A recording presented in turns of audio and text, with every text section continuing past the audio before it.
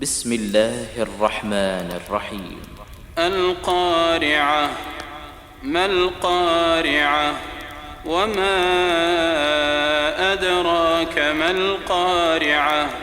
يوم يكون الناس كالفراش المبثوث وتكون الجبال كالعهن المنفوش فأما من ثقلت موازينه فهو في عيشة راضية وأما من خفت موازينه فأمه هاوية وما أدراك ما هي نار حامية